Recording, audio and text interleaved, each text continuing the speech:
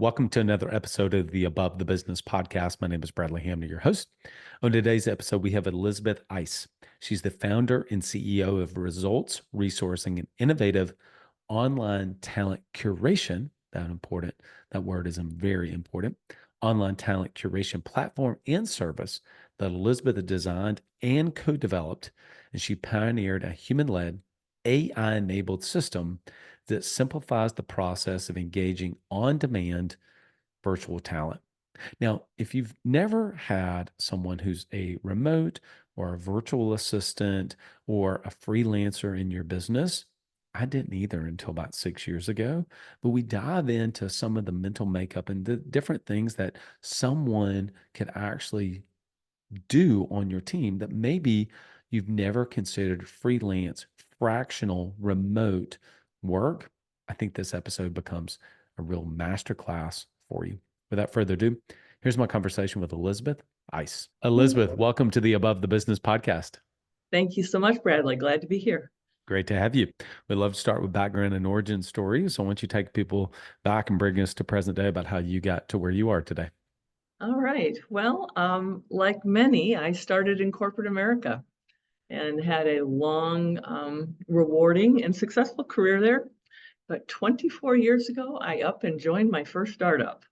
So completely changed track and really had just got a really interesting opportunity to join a startup. And, many don't succeed. That one did not, but it was way ahead of its time. And that launched me into this arena of really entrepreneurship and frankly, the notion of how do you access expertise in the cloud.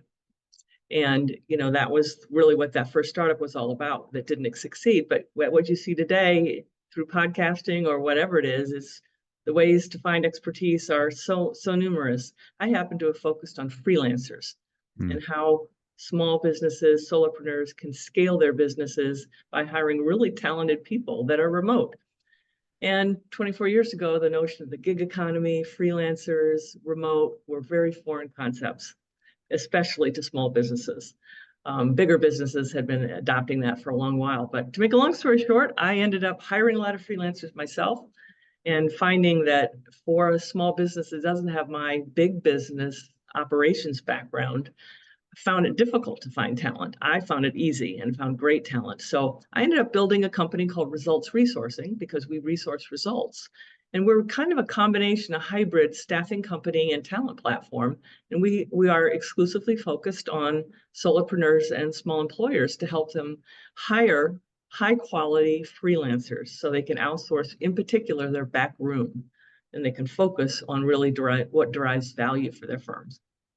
So that's kind of soup to nuts where I ended up, from big corporate America to, my own startup and technology platform and really helping other businesses hire great freelancers like your EA who helps you do more. Yeah. How do you first, we'll get into, some of the people that you work with and businesses and the benefit of that, et cetera, because I certainly have had my own journey, as a matter of fact, with both remote, fractional, freelancers, and it's really come mostly in the last 6 years, really. Mm-hmm. Before that, I didn't. But before we get into any of those type of things, I have a question.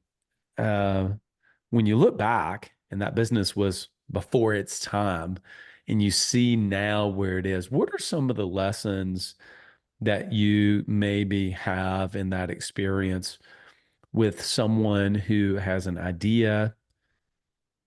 Probably our listening audience wouldn't be in the emerging technology space. That's not typically the things that we talk about. We really talk about much more around small businesses. But what is your thoughts and the lessons you learned in that experience about having a business that you can now look at and go, oh my gosh, that's exactly, we were right there, but we're on the bleeding edge. We're actually too soon. What about for somebody listening to this that maybe has an idea that's just not there yet, but down the road it could be? What are your thoughts on that? Oh, that's a great question. No one's ever really asked me that. Well, I would say that more power to you if you have an idea that's ahead of its time, honestly, because it's very rewarding, it's exciting, and it's fun to think about what can be and think about how to make something happen. But at the same time, being a market maker, I think the phrase is really, really hard. Yeah. And that first startup I joined wasn't a particularly well structured startup. Otherwise, I probably never would have joined it because they paid me a lot of money to join it, really to help them run the business from an operating standpoint. But it was a really big business, big funding, all that kind of stuff. And it was focused on enterprise clients. So it's not the target market for this podcast, but I think that, you know, it's hard to generate interest in being a startup doing something brand new in the enterprise space. I think for people that are down market, I think it can be a really interesting idea because, as they say, it's easier to turn, a little Coast Guard ship than it is a battleship. And, so you can have some great ideas and test them out on a much smaller scale and find what works. And because eventually, I mean, I did follow a path that Yeah. started with Expertise Location, which was that huge startup. And I've been doing Expertise Location the rest of my since then. Yeah. And so I think that it's just recognizing that it's a much bigger job than you think. It's what's obvious to you is not obvious to others. And you've got to be able to lay that foundation, explain why it's a good idea, but then it's still difficult to get the uptake. And I have to thank things like COVID and other things like that helped people, small businesses, the people I chose to help, to think virtually because they didn't want to before. Yeah. So there's things you control, things you can't control, and that all factors into just how dedicated you are to that new idea. You know, I guess that's also why we seem to, regardless of what you like, I'm just not big into politics at all, but regardless of what you think about certain people's politics, but like an Elon Musk and a Steve Jobs, what they were able to do with some of those emerging brand new ideas. I mean, electric cars, and I know that there are maybe other manufacturers out there, but let's be real, like he really brought Tesla and electric vehicles really to the mainstream, and everybody's kind of followed suit. And then the iPhone with Steve Jobs, et cetera. I guess to your point, it's why we hold people like that in, I don't know if high regard, but it's like, wow, that was a big deal to get Mm, such a groundbreaking technology off the ground. And they had a lot of financial backing to do that, I mean, and a lot of perseverance through some trials, for sure. I mean, even I don't know if you read Shoe Dog by Phil Knight, but mm, that book and his story of Nike is an incredible story around just perseverance and trying to bring something brand new to the marketplace, so to speak. So I think you're right. It is very, very difficult for sure. yeah. But all those people that you mentioned just had unrelenting belief Yeah. in what they wanted to bring to market, and that's essential, whether you have money or not. But obviously the money helps. No, you're right. They had unrelenting belief, even to the point that when bankruptcy should have been what the business should have done, they were like, no, I'm Mm, not, I'm not going to, until it literally is a absolute no. But you're so right that they had self-belief in themselves and in the idea. Yeah, you're so right about that. Good point. Okay, so I don't know. Well, I'll tell you. I'll take you back actually, since you mentioned you interacted with my EA Courtney, who's been with me for a long time. Uh, I go back to my very first EA. I don't know if I think I have told this story on the podcast before. My first EA was in 2016, full time. Did not need a full time EA at all. And so not even close. Okay. I didn't know what she was going to do. Just none of that stuff. And so I overpaid, not her, but for what I needed. Okay. And so I say that from a place of pain of, oh my gosh, I never even was crossing my mind to have fractional let alone fractional remote people as part of my team. Now, I've actually built two companies off the back of fractional remote people. So it's amazing the arc in really a short period of time that really started maybe 18, so 6 years Yeah. to kind of have that shift in myself. So I'm saying that just not because you're on here, but that's honest to goodness Yeah. truth. You're not alone. So with that, what have you noticed with the people that you work with who are similar to me, thinking, I'm not hiring somebody at 10 hours a week. Are you kidding me? Or 20 hours a week or whatever that may be. Can you talk about this idea and the shift that's happening with business owners? Sure. Well, I think what you just identified is fairly typical. I mean, especially again for solopreneurs and small employers, they're used to doing everything themselves, and they grew up in an environment where they would hire somebody full time because that was the only option. Hire somebody local that would be in the office with them. Didn't really have process written down. Didn't necessarily have a lot of technology tools, and so just it was it was really a kind of a DIY operation. And I think a lot of people resisted hiring somebody because they didn't want to be an employer, but that was kind of the only option. And so that forced people more and more into the DIY mode. And as technology evolved, there were more things people could do DIY. And so what I think is so brilliant about today's environment is that through virtual work and technology, people can work virtually and fractionally, and businesses can benefit from that because the level of skill that you can get, depth, breadth, and scalability, flexibility is astounding with freelance talent. And more, I mean, in the early days of the business, when I would talk about freelancers, people would say, oh, that's somebody that's in between jobs. And it's not today. These are professionals that they're, whether they're a graphic designer or an executive assistant or whatever it is, they're professional at that job. That's what they want to do. They're not looking to be hired to have a boss. They want to run a business, which Mm-hmm. is very entrepreneurial. So they bring a different attitude towards value delivery to the table. But I think that at the end of the day, the people that leverage this new capacity are the ones that really understand the value of time. Yeah.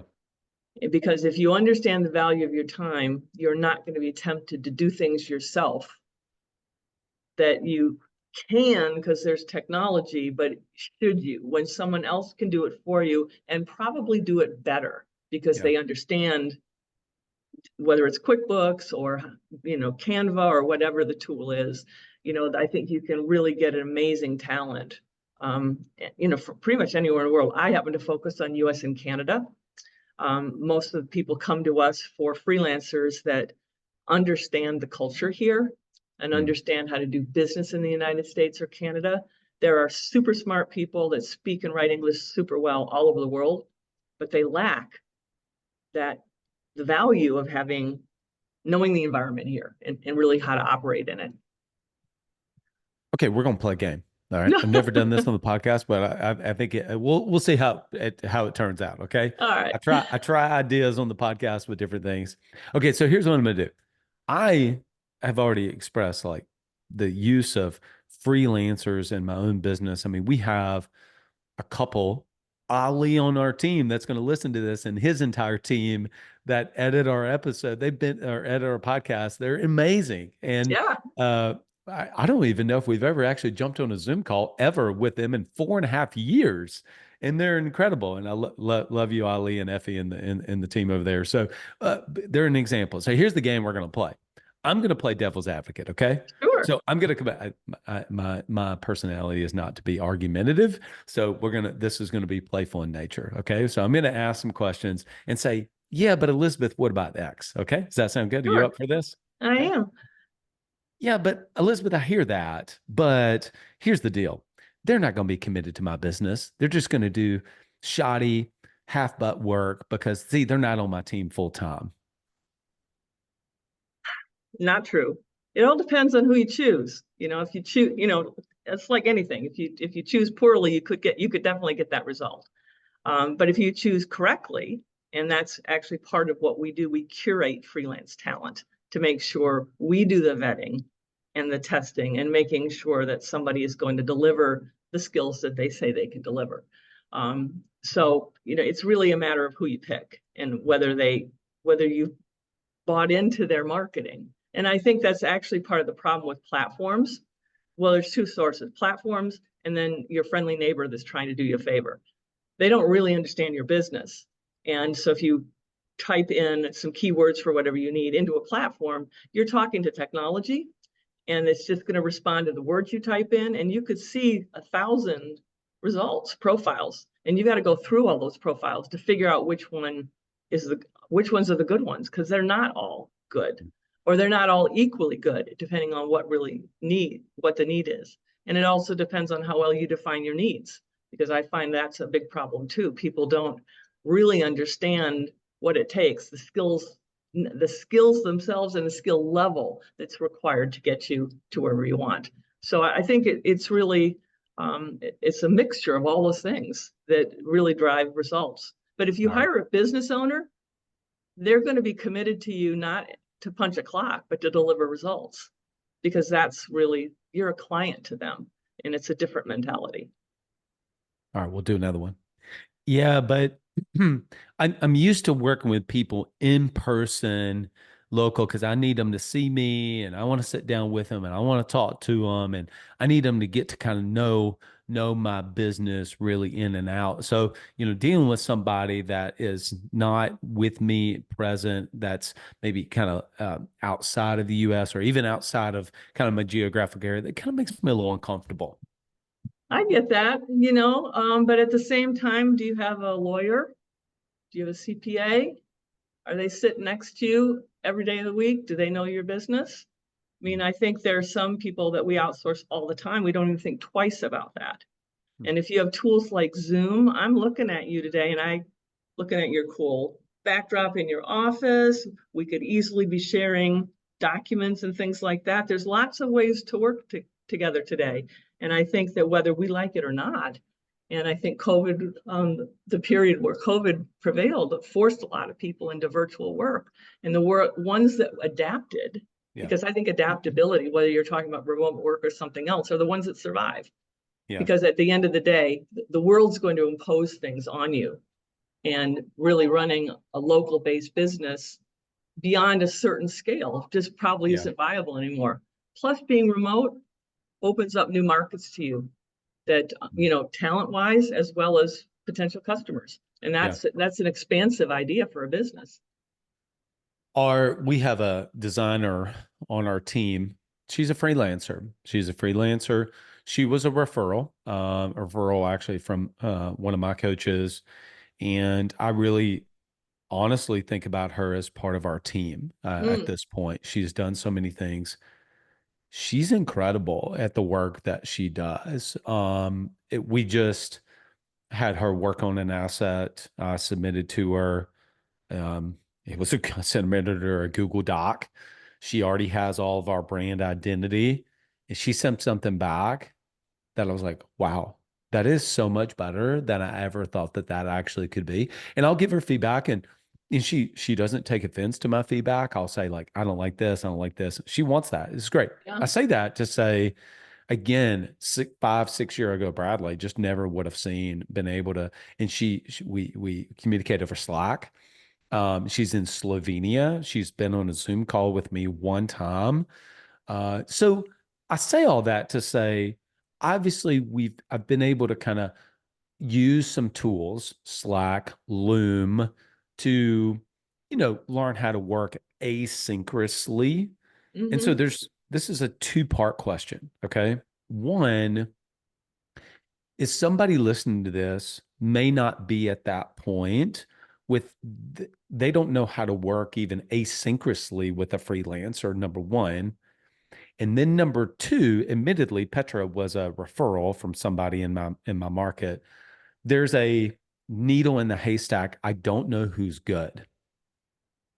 And so I see this whenever I go on a platform, I'm reading some reviews. I think it's going to work. I don't really know. So it's kind of like one of these things. Can you just kind of address maybe both of those elements, both of those questions, maybe some thoughts that people would have around, and then after that, we'll move into actually some of the things that you typically help people to be able to find in the work that you help to curate for small businesses and even some solopreneurs out there. But what are your first thoughts on those two questions? Well, I'll answer the second one first, you use the word, it's curation. And recruiting, I mean, I think of the world in terms of non-core and core work. Core work is work that your client will pay you for, that generates revenue, generates value. Anything that doesn't do that isn't the best use of your time. That's non-core work. Depending on the kind of business it is, social media might be a core business to a digital marketing agency, but it's non-core to a coach, for example. So it's deciding, what work is core and what is not core. But at the end of the day, hiring people is non-core to most businesses, whether it's freelancers or full-time employees. And at the end of the day, investing in someone that will help you curate talent to take that work off your plate goes a long way to having someone else do all that work. And they're more expert at it. They have more access to talent. And so the talent pool to choose from is better. There's just one thing after another that Yeah. get help Yeah. in doing something, because even if I go to one of the platforms and put a keyword in, someone as expert as I am in curating talent is going to see the same 5,000 profiles that show up. You got to go through them all. And Yeah. unfortunately, most of the platforms, the main filters are geography or price. And those aren't necessarily the best filters for picking the best talent. Sure. So I Sure. think, finding people to help you zero in on your needs so they're really clear, and then helping you find the right freelancers, make sure it's going to ensure you have a much higher potential success rate. Yeah. That leads me to the second part of the question, and people using virtual assistants, whether it's tools or not. One of the great things about superb executive and virtual assistants is they're skilled at a lot of administrative and operational things, and they can help the client figure out how to use them. Get organized, set up a schedule. What are the top priorities? How do you want to work through that? Maybe even make suggestions about setting up a Slack channel or texting or whatever is easiest for the client. The freelancers are really good at helping the client utilize them. And so I think that, yes, it takes a leap of faith, that first you get matched with somebody that you like and can trust, and you're willing to take that leap of faith, to have somebody help you learn how to outsource so you can do more of what matters, because you're spending less time on the stuff that is the back room of your business. Yeah, it makes sense.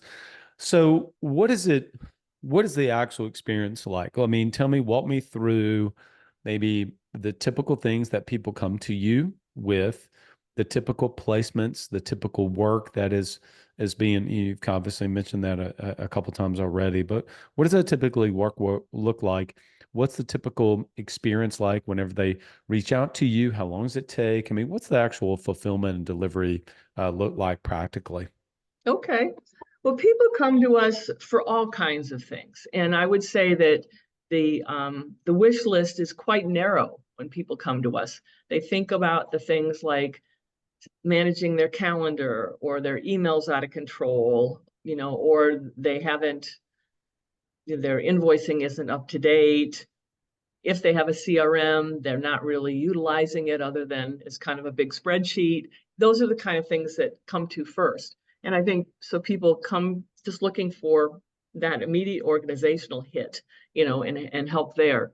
And then over time, and I'll speak more about what we call our on-demand jobs, their understanding of what's possible expands. And so I do a fair amount of public speaking on this, and I always talk about virtual assistants as a professional service. It's not a task or something like that. It's somebody that's really skilled at providing back office support services. And at the lower end of the spectrum are the tasks, which is, loading a database or whatever it might be. And increasingly, frankly, that stuff's being taken over by AI. So it's offshored because it's inexpensive, but increasingly AI is taking over that work. Mm-hmm. And people are defaulting to that. At the other end of the spectrum, which is more and more what people come to us for, is outcomes-based work. Critical thinkers, creative thinkers. We obviously like your graphic designer who's taking your Google Doc and making something creative that fulfills your expectations in another format. And that's problem solving. And those are the kinds of higher end roles. So we offer a range of things from basic virtual assistants, which can comprise a laundry list of, general administrative and operational support, to project managers, to online seller support. If somebody wants to set up an Amazon shop, that's a highly technical endeavor. And product positioning, setting up the system, it's really the range is so broad. So what our experience starts with what we're doing today, a conversation. We actually have a human being, whether it's me or another teammate, and we actually talk to the business owner, because I find that most of the time, solopreneurs and small employers aren't very clear. They know what they need, but they don't know how to define it. So we start with a conversation, then we define it for them. And we basically, did we get this right? So it's a confirmation process. And then we basically match them with not an individual freelancer, but a freelance team that has individuals that can be responsible for different roles. But the beauty of the freelance teams are skill breadth, depth, and scalability. Because a team is run by one person that owns a virtual assistance agency, basically. And the bookkeeper is not the graphic designer. It's a completely different skill set. But that business owner might need a little bit of bookkeeping. They might need a little bit of graphic design. They might need a little email support. They might need a little bit of a lot of things. And that team can consistently produce that work on a on-demand basis, based on the hours that are needed on any given week. But you still have the oversight of that business owner managing the whole client relationship. So we basically start with this one-on-one conversation that between technology that we use to make the matches. We don't ask the clients to use it. So no one browses anything on our platform. We use it to deliver our services. We make a match to the team that we think is the best fit for the client and make that introduction. And then if it's a go, then we have them up and running in 24 to 48 hours. Is it like, what are the average engagements? And I'm asking that both from the length as well as the scope. And here's what I mean. Do you see it typically 10 hours a week and it ends up being ongoing? Is it 20 hours a week ongoing? Or do you typically see some where it's more of a project based, where, hey, we've got a big project that we're kind of wanting to kind of build out. We need some folks in different areas. We need a funnel builder. We need a graphic design. We need pull somebody in. But kind of once that gets stood up, our team can run with it. So it ends up being more of a project based scenario. What's the typical working relationship like? Well, my initial reaction is all of the above, but I would say that the majority of engagements are ongoing, where the business owner is supported by a team that gets to know them and can dynamically respond to needs as they evolve. Typically, we have no minimums, in terms of requirements. Many virtual assistant services do that. Requiring a package of X hours or whatever. We don't do that. We basically charge a 1 hour job deposit that gets applied to the first invoice. Because what I've really found is that if the client and the agency get off on the right foot and they trust each other, work grows. So many times it will start at 2-3 hours a week. And then within a couple of weeks, it's 5 to 8 hours a week, and it grows from there. And there's some responsibilities that get outsourced on a quote unquote permanent basis to that freelancer. And then there's sometimes there's projects within that scope of work that get done, and then they end, and then it might get handed off. And one of the things that comes to mind that's most like that would be CRMs. So the high quality VAs are extremely technical.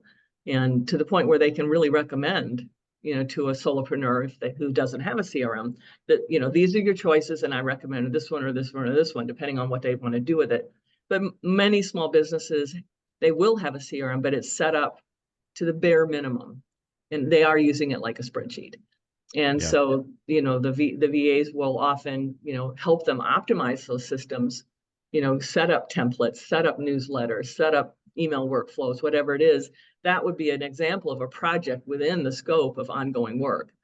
That work gets done, and then either the VA continues that work, or maybe they hand it off, the business hands it off to the sales team, for example.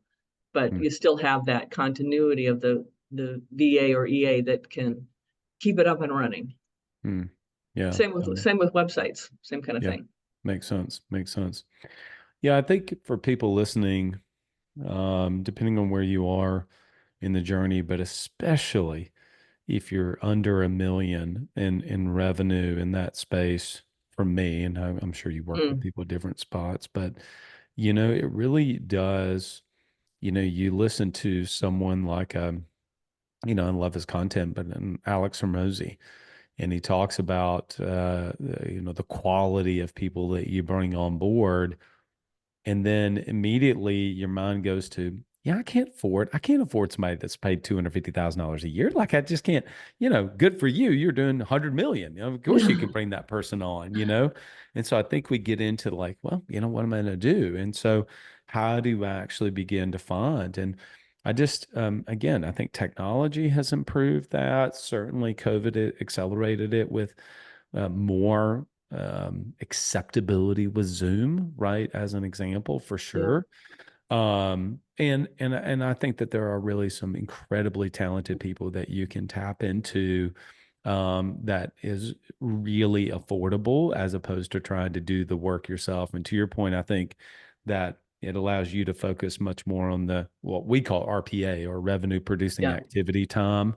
And that looks a little different for each yeah, person. yeah, I think as to use the example from Petra earlier, it was RPA time for me to even come up with the idea that made it to a Google Doc. I mean, that all came out of my head. That ultimately is going to be an asset. We'll share it with our podcast guest at some point, our podcast listeners at some point. But all of that, sure, was that. But the designing of it, and like, no way. Like, I mean, there's no point me spending time on Canva. Uh, no, I'm not going to do that. It's not a good use of my time at all. yeah, And not only that, even if I did, it wouldn't be a tenth of the quality that somebody who spent their entire life doing it. I'd rather buy back my time and use somebody like that, or work with someone that like you guys, that can actually help me to curate that experience, so I can just tap into that talent that you yeah. guys have. So I think it's Well, it great. kind of goes back to the value of time. We have this, in fact, I created a tool that we call the value of time calculator. And it's because people were having a hard time understanding how they could afford a virtual assistant Yeah. or any kind of outsourced freelancer. And it really starts with, what's an hour of your time worth? And no one ever says $10. I Yeah. mean, the average is, I think, 170, 175. And then we ask them, and how many hours a week do you work? They put something in. And what percentage do you spend of your time on revenue generating work? Yeah. Simple questions. It makes a calculation, and it tells you how much you're investing in your business by spending your time on revenue generating work. And then it just asks you a series of questions. Well, how many hours are you in doing customer service work, writing blogs, social media, bookkeeping? I mean, a host of things like that. And then we just ask how many hours roughly that they spend. It does another calculation, and it basically shows them that, what their opportunity cost. And if they can convert some of the hours they're spending on that non-revenue generating activity work to even some that's revenue generating, that's what pays for the VA. It Yeah. does require a leap of faith, but that essentially is your migrating work that the time's going to generate revenue to pay for that person. Yeah. And and it's just time and time again it works, but that calculator just puts it in front of people like, oh my God, I just never And you can play with it and put a number of different scenarios in, which I see people do a lot. We don't collect, we don't use it for marketing purposes. I just really want people to get it, because people that are inspired inevitably come back to us and say, can you help me find somebody that can really do this work for me? Yeah, makes sense. Well, Elizabeth, people want to connect with you. Where would you point them to? To our website. And our company is called Results Resourcing, because we resource results. So it's resultsresourcing.net or .com. I love that. And I'm also on LinkedIn, Elizabeth Eiss, EISS. And I absolutely love to help people understand how they can leverage the gig economy to scale their businesses. Oh, I love that. So, Well, I think today I always kind of give my takeaways from the episode. And, I think for today, for the most part, it was just a great reminder. It was more of a deepening of the thing that I've been able to learn over the last several years, is that, and I didn't mention this, but it is Who Not How. Dan Sullivan's book, Who Not How. I mean, this is like yeah, right up that alley of yeah, that concept of who not how, instead of like, how am I going to do this? Well, like, who am I going to go find? And typically we say, oh, you know what? I don't have anybody on my team's going to do this. How am I going to find someone? Well, actually, these are the results that I want. Let me just go to you guys. So I think that's great. It was a great reminder for me. Elizabeth, we end with the name of the podcast is Above the Business. What do you believe working above the business means to you? um, well, I listened to a couple of your podcasts before joining you today, and in one of them you mentioned that you can't see the ingredients from inside the jar. Mm-hmm. And I always love that expression. But I think that getting outside of your business is a really important thing, and getting above your business, I think, is an important thing too. It's another dimension, and I happen to really like theater and contemporary dance. And I'm using this as an example because I like to sit in a theater, not in the orchestra, which is kind of ground level, but I like to sit in the first or the second tier, Mm. because I can see down on the Yeah. business. I can see Yeah. down on the dance. I can see the patterns. And one of the things that I think is cool about your operating system, Blueprint operating system, is it is about structure. It Mm-hmm. is about patterns. And if you don't get outside of the business and above the business, you can't see that. And you'll see where the gaps are, Mm. where there is no pattern or there is no structure. So I think that time away gets you out of the weeds, and helps you get a better perspective on the business. And it's also really important, in terms of getting above the business, is to get out there with the clients you want to serve Mm. and hear what they're telling you, not from the lens of what you offer, but what are the problems that they're solving, and how can you, with your current services or different services, serve them in a way that's consistent for you. I love So that. I think those are all good things to think about. Yeah, great imagery there of being. My daughter is big into dance, so I can absolutely relate to being in the upper deck for sure. So, Elizabeth, been great having you on. Thank you so much, and hope to have you back on in the future. Oh, I would love that, Bradley. It was a pleasure. Thank you so much. I want to give a shout out to our podcast sponsor, Club Capital. If you want to help with the back end of your financials, if you're an insurance agency owner, go to club.capital, book a demo, talk to somebody at the team that can help you with the skills and the tools you need to be able to get control of your revenue and of your profitability so you can bring more home, make more investments to be able to scale your business. Club.capital. When we talk about tools, some of the tools that your team uses on a daily basis, they love to work with, some of the tools they don't. Get away from the spreadsheets that you use, be able to combine everything down into one for your compensation, your bonus, and even your word tracks that you use. Go to todayappro.com, todayappro.com. The best investment I've been able to make in my own development is with a coach. And if you're an insurance agency owner and you want to see what it actually has looked like behind the scenes to scale an insurance agency, work with Coach P. David Peterson. Go to coachpconsulting.com. you will put yourself in the environment of other like-minded business owners to help you to see exactly what they are doing to be able to scale their business, to be able to also transfer that information to what's working today over to you. CoachPconsulting.com.